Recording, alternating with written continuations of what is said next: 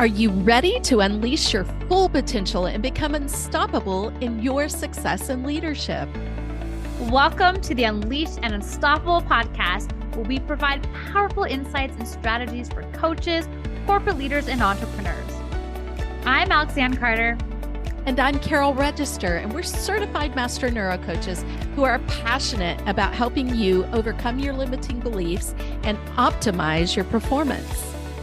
Each week, we'll be sharing actionable tips and strategies using neuroscience, from interviews with industry experts to solo episodes, to help you lead a life of power, purpose, and possibility on your own terms.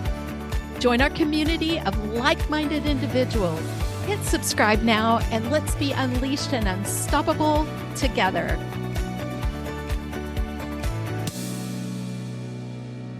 Perfection. Perfection. Woo! Wait, what? No. Are you caught in the perfection trap, Alex? Like, is that where the cheer is coming from? Oh my gosh. And I saw you did a post with fear. What's your acronym for fear? Well, that is a really good question. Now you're having me go back and to see what I put about fear. It's But it's funny face, when face of the everything and rise, wasn't it? yeah, face Yeah. everything right. Yeah. No, it's funny talking about perfection because here, and I don't know if you noticed this in Chile, Carol, but you hear like the word perfecto, perfecto, perfecto. All the And I time. see, right? She's like, Yeah. oh, this is so perfect. This is so perfect. And we know right on the neuroscience of things, we look at the pop, right? Yeah. Perfection, overwhelm, and procrastination. Mhm. This can really lead to really holding yourself back when it comes to playing bigger. So true. I've been replacing it with, oh, este es ideal. O es un buena día, or de acuerdo, or, like using other words so that that won't continually be on repeat. So I love that point. And even here, I find like when I'm doing comments and social media and stuff, perfect. No, what else can I say that, oh, this is fantastic. Oh, what a great way to move forward. Way to go. And so really starting to unlock what we do want to wire in. So I love that point. Yeah, and it's so funny how it's more when it's the mom awareness piece of like being aware of, okay, Yeah. what's around the environment, and then like hearing my kids say, but it really just caught me like just noticing like how much and how many times a day I will hear the word perfect or Muy perfection or perfect, popular. Sí. right? And we know that words like this get wired into the brain based on repetition, because our brains, they use a lot of energy every day, and so it looks for patterns. So when the brain hears something over and over and over again, that becomes the automated thought. Yeah. And fascinating when I look at hearing that a lot, I have noticed myself lately, more recently, me getting caught in this perfection loop, right? And it's fascinating, right? When you have this awareness of like, I hear this around me, and now subconsciously, my perfection automation in my brain that I have consciously been working through over the last couple of years with the Yeah. work that we do is now on high alert, which Yeah. is normal when you're leveling up, right? Yeah. Playing a bigger game, making, taking chances, taking Yeah. risks. And the brain wants to keep you safe. And so this perfection, and leadership, we use it kind of like the nerd, this perfection Yeah. nerd, right? The devil on the shoulder wanting to keep me in the safe and familiarity is like coming back and sneaking Gotta get it in. right. Gotta get it right. Yeah. And I'm curious, in sort of that like piece of like, wow, is the reason why it's on so high alert is because I'm hearing the word perfect so much around me? I think we know that over 90% of our limiting beliefs are wired in by the age of 8 years old. We're little sponges and we're absorbing everything around us. So I would say hearing it all the time is reinforcing the pattern that's already there. And if we think back about our childhoods, I mean, for me, definitely good girl syndrome. Has to be like this. Everything's put in the terms of right and wrong. Well, we're ethical. So, this absolutely is something that we get to take a look at. Where has this turned into this perfectionism? And if I don't get it right, what happens? Right? And this is exactly what we're talking about. The procrastination steps in, the lack of moving forward and staying stuck because of fear. Oh no, it's not going to look right. It's not going to be right. It's not going to be at a high enough level. And what do I do now? Because here's my dream, but I can't jump from here to there. What do I do, right? And then overwhelm of the brain, like now, over analyzing all the different steps to get there. Because when we can just stay the step that we're in and focus on where we are right now, it does make it takes away that resistance. But now the brain is like trying to figure it all out, and then it just ends up in shutdown, right? This is where the Yeah, fight, flight, freeze happen. And so it's been fascinating because where this is all creeping up is just noticing, like for myself personally, and I think, Carol, you were saying for yourself as well, right? Is like yeah, it shows up in other areas of our life, right? Like for yeah, myself, I'm learning, what would be considered like my third/fourth language. And so I'm noticing there and thinking, oh, how did I cross the bridge with my other languages? And I yeah, remember like those beliefs and those experiences. I'm like, oh my goodness, this is what's happening now, right? Or yeah, other types of things that we might have liked to do when we're younger, some of our talents and things that really yeah, brought us joy and that lit us up. But how many, of us and you listening, like notice that, wow, for me to reach that level, yeah, as a high performer, it was like it needed to be quote unquote perfect. Again, defined by yeah, who, right? Who defines the perfection? But it's like you needed to feel a certain way or certain confidence to even put yourself out there in that risk, right? And yeah. we know in leadership, you got to take messy action. Right. Otherwise, you'll just stay stuck and you're not going to move forward. I love the acronym that is used in leadership. Oh, what the, go Yeah. for it anyway, right? And it's something that we would repeat to ourselves often in that container because perfectionism will absolutely keep us stuck. And we'll talk about, okay, does that mean, like I posted a post a while back. Does that mean that I want my pilot or my neurosurgeon to do it messy? And that is something that the brain will bring up again, or actually, I'll even go deeper. Our mind, body, spirit will bring up to keep us stuck. Yeah, it's got to be perfect. Here's an example. But the truth of that is the neurosurgeon didn't get to where he is by doing it perfectly, nor did the pilot. The pilot spent time in simulators and training, hours upon hours of training, getting off course, looking at what it looks like to have engine stall and all of these things. Same for the neurosurgeon.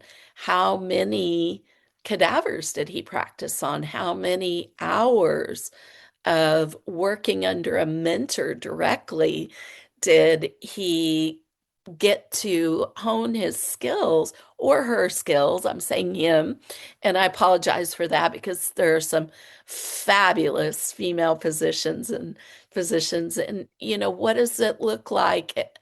And pilots, by the way, isn't that interesting? See, there's a default that I have wired in, right? Caught it. So what does it look like to get to the level that they got? And is it really perfectionism? It's not, right?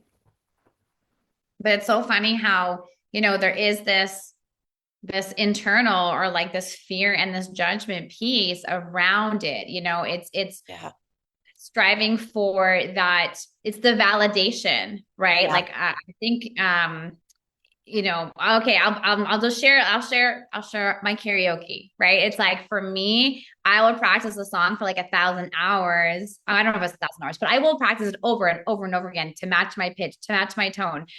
And I will not go behind a microphone up until now if it's not like quote unquote perfect. Like, Yeah. but it's so funny how the evaluation of the performance is based on the feedback I received afterwards, right? For somebody Yeah. like, oh my goodness, that sounds amazing. And this is what we're looking for, right? We're looking, our brain is looking, and see, even I caught myself there because it's not me, it's my brain is looking for the validation. And when I get External that validation. validation Yeah. outside, externally, Yeah. then I get the dopamine and I feel really good. But notice how now we're tying this to outside of us versus it being like us feeling good enough inside for what are we do? This Right. having fun singing, which if we have fun singing will give you the dopamine, will create the joy and will give you the same feel good chemical as Yeah. you trying to be quote unquote like by getting that external validation. So to unpack that further, it's the question is, because I was thinking about this while you're talking, Carol, is like how do we unravel this perfection? It goes back to the why, right? Like how many of you love maybe putting on the music in the bathroom and singing at the top of your lungs, right? Because it Yeah. feels good and you like that. So it's like, how Yeah. do we so take that with you, right? Karaoke is not a live performance um on America's Got Talent or whatever, right? Yeah. Like, of course it is. It's supposed to be with your friends and having a good laugh, right? Yeah. But it's funny the stories that we tie to different events based Yeah. on what we're looking for. This what the brain is searching and scanning for in these situations. And I think when we have this information, which today in this episode on perfection and really looking out at the fear that comes up, it's like really what are you looking for? Right? What Right. are you seeking in regards to if it were perfect? Yeah. It's so important to ask ourselves these questions, and along with your example, I immediately think of speaking and having to get out of my head on a stage and remember the purpose of being there is to serve people and taking the mind off the ego. And that's really what perfectionism is. It's a focus on the ego. It's a focus on, will I look good enough? Bringing up that external validation piece.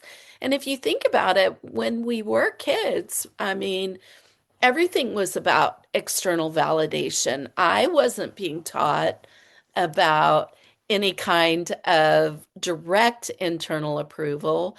The lesson was getting wired in ways of being able to trust myself, follow through with my word, building a level of confidence. Those were things that were taking me back to an internal approval without me knowing it. But now when I look back, how does it weigh? Well, the weight was definitely on the school, the church, the family, the extended family, the neighborhood, and especially in the way that I grew up, where there was a sense that you always had to put a smile on your face. You had to pull yourself up by your own bootstraps if you were grieving, if your crop had failed, your cows had died. And then marrying into that too, to a really deep degree of interrogation. And that was continually reinforcing for me this sense that, oh, well, that's not possible. Well, there was a point in my life, Alex, where I would never set a goal, a vision, or a dream because I equated those things with instant failure. Mm. Because to me, it wasn't even possible. And if I dared to dream it, it was going to be a whole series of failure that I didn't want to experience. Okay, I was just going to ask that question, right? Because for me, and again, this is just the wiring and speaking so much into failure, as in fail being the first attempt in learning. As Yeah, soon as I say the word fail, I'm like first attempt in learning. Like it's yeah, just so in me because I've been priming that in myself to consistently remind myself that, right? That yeah, when we experience this fear to fail, we often do equate it to something that's very negative, but I've been working on it so much over the last several years. I'm just like fail, first attempt at learning. Let's go. First attempt at yeah. learning. Let's right. So for you, Carol, when you thought about failure, like how did that feel in your body and really what was going on internally to hold you back from Mm. even wanting to dream? It's Because so, the fear, right, was so yeah. great. This failure piece was so much greater than like this freedom that you could experience right through that process. Yes, and I like you have that wired in now. That changed everything for me because it made me feel really scared when I thought about the word failure and the way I viewed it then. Failure I equated with punishment and with Mhm. anger. Those were the experiences that I had. Now, I have amazing parents, absolutely amazing parents, but they were babies when they had me and they were going through, frankly, tough shit. And so, um, you know, I I received way more love than I did. But because of the area of the world that I grew up in, pull yourself up by your own bootstraps, figure it out. Um, and the religion that I was in, not relationship, but the rule system that I was Yeah. in, and the expectations of those around me and what success looked like to them, that's what I equated the word um, dream with is, oh no, dream equals failure, failure equals punishment and anger. I was thinking another word to embarrassment.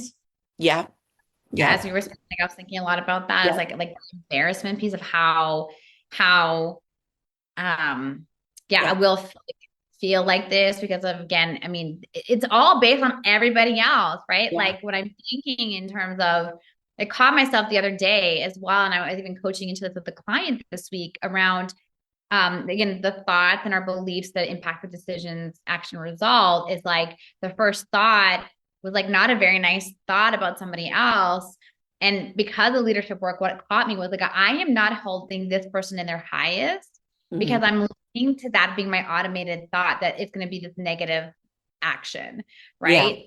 And it just goes to show the way our brains are programmed to go to Mm. that negativity bias. So if we don't perform, it's the automatic piece of the judgment Yeah. or something negative that's going to come from Yeah. this external person, right? It's Yeah. The like, shame. and, Yeah. The embarrassment was and so so the powerful. and the Yeah. brain wants to keep us safe from that. And Yeah. so I know for myself, like I'm consciously aware of like, okay, in my decision based on the thought that I think again externally because it's just automatic, it's going to happen. Am I holding this person to their highest? Because it is a not it's automated, right? Yeah. We're negativity biased. It's just automatic. We're going to go to the negative, and we really consciously get to really be aware of that. And Yeah. and this leads so much to perfection because Yeah. we are the perfection creates this pressure of performance based on somebody external. Yeah. And when we really truly are afraid, right, of okay, what will that person say? Hmm. Well, again, it's going to that negative piece of like it's going to come back in negative until we Yeah. feel that it is quote unquote perfect according to Yeah. us because of again somebody else and what they're gonna the feedback they're gonna give. But You, you when we know, you actually bring up even more. If I go deeper on what the word dream leading to failure would mean to me, besides discipline and anger, I love that you brought up embarrassment. That's huge because shame, right? But Yep. abandonment, Mm. definitely that I won't be accepted or acceptable. And if you think about our three roots, being loved and lovable, being worthy, being safe, it touched on all of those things. If I wasn't a good enough girl, if I wasn't performing at a high enough standard. And now, I don't know about you, Alex, when you think back, I can think back about all the things that I didn't do that I have regrets now about. Um, so, how can I change that moving forward to live full out? What are some of the things that you look back and you regret because of a fear of failure or because of perfectionism? That is a very great question. I'm going to have to sit with it because honestly, my first thought was I was the kid that if you told me I couldn't do it, I'd go do it. Yeah. Okay. So I was kind of I was the opposite. Mm. Yeah. I created really big goals and dreams and ambitions to prove other people Wrong. Yeah. not wrong. Well, I guess yeah, Yeah. Or to prove, I didn't want to say it. But yeah. yeah, like that was me. It was like I had this drive in me to prove that I could do it Do you, because I was in a situation that I would say that would typically would be successful, let's say based on yeah. my environment. So that fueled my drive. But Mm. what happened was it led to burnout, right? Yeah. It's that piece. I believe that I mean, I could probably unpack, and as we're talking, that's why I'm like, I just give me a second. I'm like, I can think of Yeah. things right to sports or maybe with musicals, maybe I would have gone for like the lead role, but I had certain beliefs that I couldn't learn my lines. Like, I mean, as we were talking, there's things that Yeah. I sure, remember standing on the sidelines in a really important volleyball game where I'd been called in and didn't go because of fear of failure. Yeah. but that was my default. My default was more like I used to use the fuel of the Mm. doubt of people to prove them Yeah. wrong. But again, notice that was external. It was all based on Yeah. external perception and judgments and that versus me being in alignment with what was important to me and doing what Yeah. I wanted to do because I want to do it. I use external to fuel me in my decision making And and then you're not going into your true purpose and being, I definitely had that portion of me as well, like moving to a foreign country, getting my motorcycle license, in my 50s, getting my black belt, things like that. I definitely can very much relate to what you're saying of having this sense of, oh no, I'll show you, right? yeah, Um, but I also equally can see where there are those places where I was holding back. And I think we really touched on another aspect. Again, we briefly brought up the shame and guilt through embarrassment, but shame is huge. It is a huge emotion. It is a massive weight to be carrying around when you think about wanting to fully live the life that you want to live. And then we add on to it greater exposure. So, whereas maybe back then I might have had a small dream because of dreams not feeling safe, being exposed to greater things, seeing greater opportunities and possibilities open up, then it's like a much bigger stretch, like never having been on social media my whole life, right? Because of fear. yeah. Um, and then finally breaking through that barrier and going, and then being amazed at all the things that I realized that I was leaving on the table by not taking that step, even though I couldn't fully control it, letting go of the control. And I think, for the listener, when you're listening today, like as I said, like my first automatic response was like, I just use that as fuel. And as Ken and I started talking, right, my brain started to feel more safe, and it allowed me to really reflect on that. And my Yeah, invitation would be to really think about, because I think it's a really valid question of like, where did you hold, where have you held yourself back? In my yeah, experience, what I noticed, well, just working with so many different leaders of different ages, is like it's like almost as you get older, you tend to hold yourself back more, and the brain is on more high alert in terms of keeping you safe yeah, versus, seeing a lot of those in, closer to in their 20s, a lot more of this fearlessness, right? Like yeah, having developed the same, I think being in so many positions of quote unquote failure, or again, mhm, having a different definition to that. And so I think it is just a beautiful question to really look at, where in your life did you hold yourself back? Where are you still holding yourself back? yeah, Is perfection one of the things that you have experienced?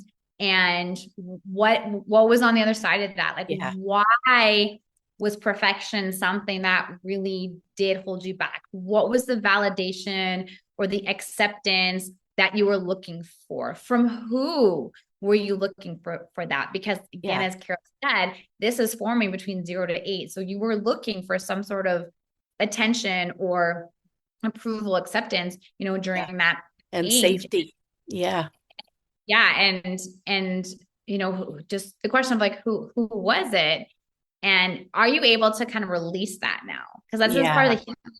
So a lot of the perfection can tie also to some, trauma, right? As you're saying, Carol, it was not like anger, like that, the brain is going to go and get into the I don't want safety, anger. Yeah, right? And so to be able to release and heal and acknowledge yourself for what you did experience, so that yeah, you can move forward and really be intentional with like, again, why we do what we do is fueled by why we do it. So if you're yeah, noticing coming up, where is it? Is it based on the external, right? And how can you realign yourself with yeah. what it is doing so you can show up fully and And not be about the other person, and yeah, hold the person for highest, right? you Like know, it's I really think we should do a part two on this for this discussion to talk about what the alternatives are to yeah, perfectionism. And I won't name it here. You and I both know what that is.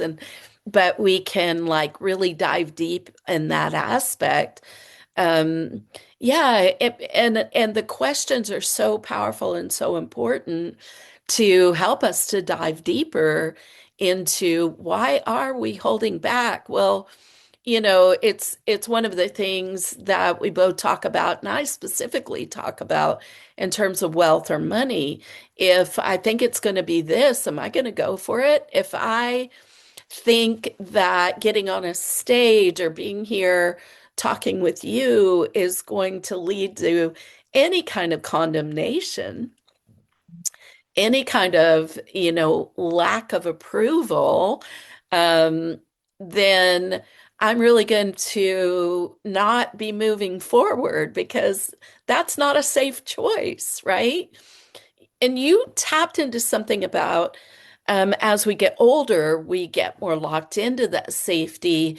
This is where we really live from our experiences rather than from the life that we desire to create and live. And those experiences can look embarrassing or look, like um, something that we don't want to move forward with and repeat.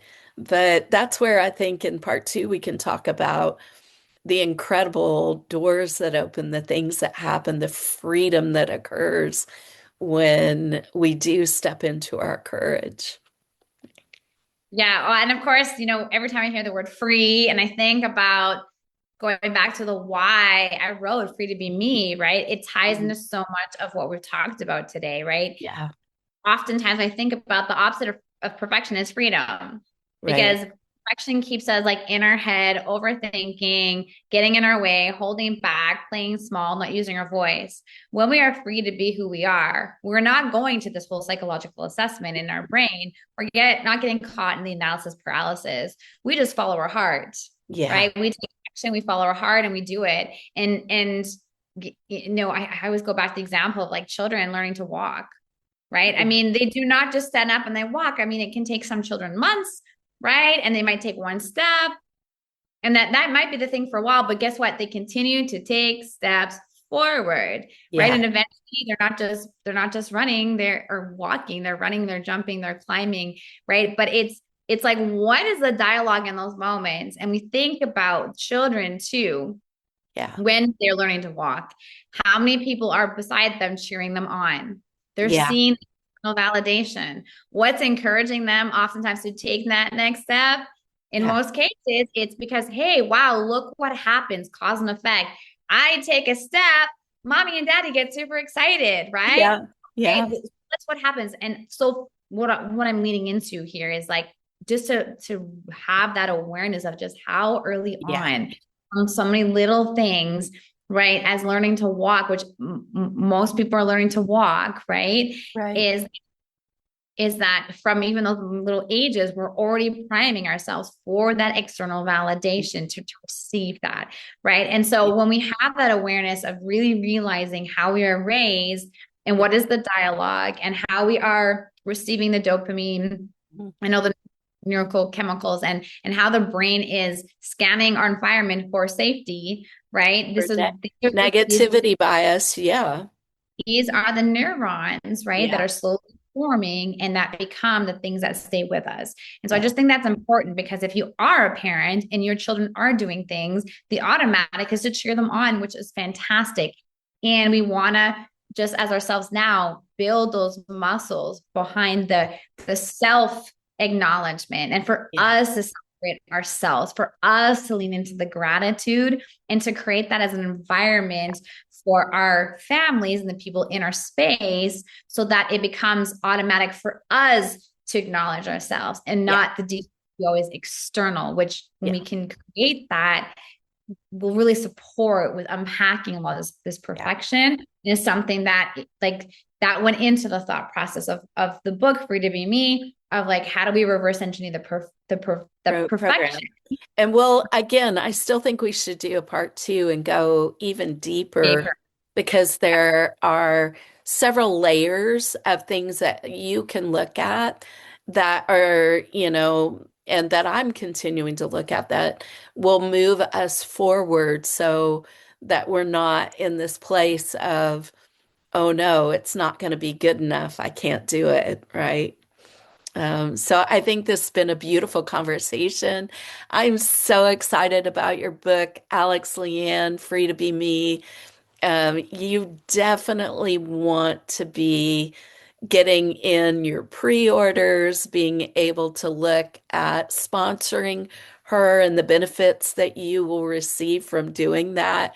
It's really incredible, from having a full page spread with your children or grandchildren or loved ones and having a personal portrait page and being able to have access to the affirmations that will help move you forward as well. So, it's super exciting. Um, and it's been really a fun journey to watch too. If you're not watching Alex on her lives every day, make sure that you're tuning in and listening. Really, she's going deep. She's sharing some amazing things. And you get to see all about this beautiful country, Panama, that she's living in and what's going on there, living right on the water, and how incredible that is to experience.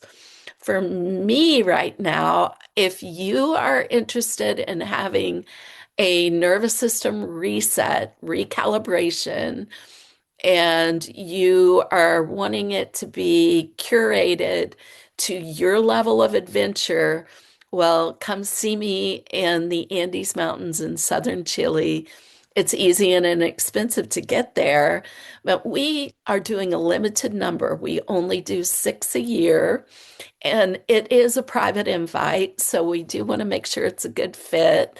We do both done for you and done with you. And what we've got coming up in the done with you, which you may be very interested in, is for high achieving couples.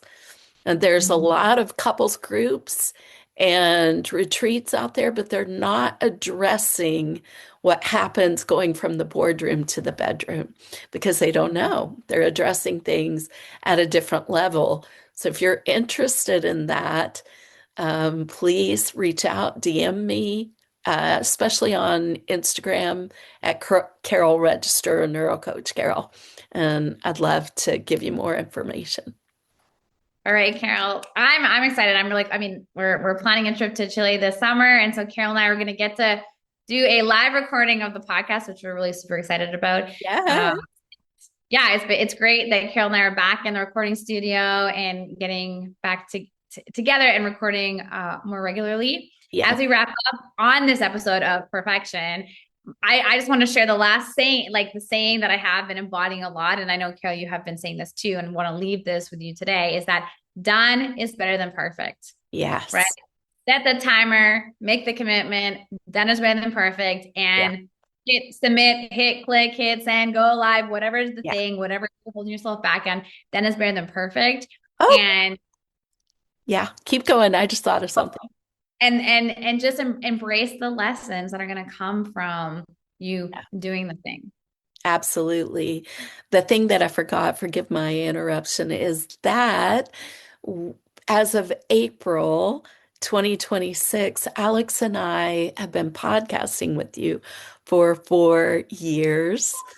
And weekly, right? We have over 200 episodes that you can lean in and hear all about the neuroscience of leadership, health, wealth, and we're really getting deeper into bringing in more on the children's side of things and the parenting side of things and the couple side of things too. So we're excited about that moving forward. We're just here to serve you and love on you and share the amazing information we have available to us to live the lives that we absolutely deserve. Yeah. Mhm. Okay. We'll see you next week. Ciao for now. Thanks for tuning in to another episode of the Unleashed Unstoppable podcast with your hosts, Alexandra Carter and Carol Register. If you enjoyed this episode and you'd like to help support the podcast, please share it with others, post about it on social media, or leave a rating and review and subscribe. That's all for this episode, Wildly Ambitious Leaders. See you next week.